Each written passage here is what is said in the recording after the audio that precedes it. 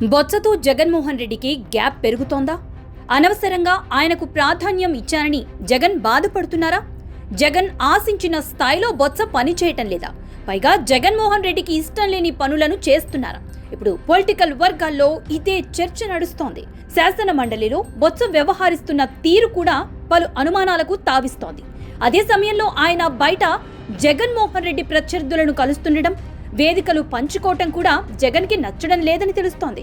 అనవసరంగా బ్రతుకు అవకాశం ఇచ్చారని జగన్ బాధపడుతున్నట్లు సమాచారం. ఆశించిన స్థాయిలో పనిచేయకపోగా అధినేత విషయంలో అంత ఆసక్తి చూపటం లేదని బొత్సపై పార్టీ శ్రేణులు కూడా ఆగ్రహంగా ఉన్నాయి. 2 రోజుల కిందట దేశవ్యాప్తంగా జీఎస్టీ తగ్గింపు విధానం అమల్లోకి వచ్చిన సంగతి తెలిసిందే. దాదాపు 375 వస్తువులపై జీఎస్టీ తగ్గింది. దీనిపై దేశవ్యాప్తంగా ప్రజలు ఆహ్వానిస్తున్నారు. బీజేపీ వ్యతిరేక పార్టీలు మాత్రం ఎన్నెన్నో అభ్యంతరాలు వ్యక్తం చేస్తున్నాయి.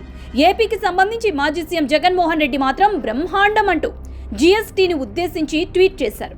కానీ శాసనమండలిలో జీఎస్టీ తగ్గింపుపై ఆందోళన వ్యక్తం చేశారు బొత్స. దానికి సంబంధించిన తీర్మానంపై సానుకూలత వ్యక్తం చేయలేదు. దీంతో ఒక్కసారిగా వైఎస్ఆర్ కాంగ్రెస్ పార్టీ ఎమ్మెల్సీలు సైతం ఆశ్చర్యపోయారు. అధినేత అభినందనలు తెలుపుతుంటే బొత్స వ్యతిరేకించడం ఏంటి అని వారు చర్చించుకున్నారు. ఎక్కడో తేడా కొడుతోందని అనుమానపు చూపులు చూసిన వారు ఉన్నారు.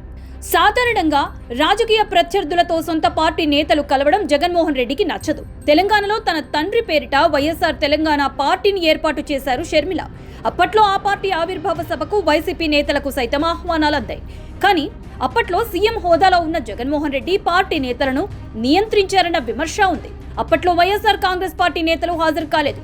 అటువంటిది ఇటీవల బొత్స సత్యనారాయణ షర్మిలతో వేదిక పంచుకున్నారు. ఆమెతో చాలాసేపు ముచ్చట్లు పెట్టుకున్నారు. మరోవైపు డిప్యూటీ స్పీకర్ రఘురామకృష్ణరాజుతో సైతం చాలా క్లోజ్ గా గడిపారు. ఇవన్నీ వైఎస్ఆర్ కాంగ్రెస్ పార్టీతో పాటు జగన్మోహన్ రెడ్డికి ఎంత మాత్రం నచ్చటం లేదు. వైఎస్ఆర్ కాంగ్రెస్ పార్టీకి చాలా రోజుల పాటు దూరంగా ఉండిపోయారు బొత్స.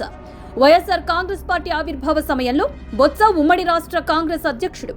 2014 ఎన్నికలకు ముందు పెద్ద ఎత్తున కాంగ్రెస్ పార్టీ నేతలు వైసీపీలోకి వెళ్లారు. కానీ బొత్స సత్యనారాయణ మాత్రం వెళ్లలేదు. 2014లో కాంగ్రెస్ పార్టీ తరపున పోటీ చేశారు.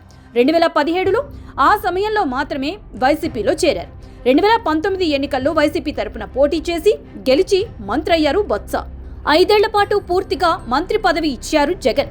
2024 ఎన్నికల్లో బొత్స ఓడిపోతే విశాఖ స్థానిక సంస్థల ఎమ్మెల్సీగా అవకాశం ఇచ్చారు.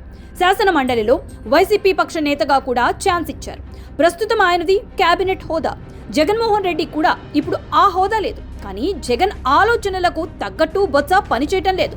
అయితే ఈ పరిణామాలు ఎటు దారి తీస్తాయోనని వైఎస్ఆర్ కాంగ్రెస్ పార్టీ శ్రేణులు ఆందోళన చెందుతున్నాయి.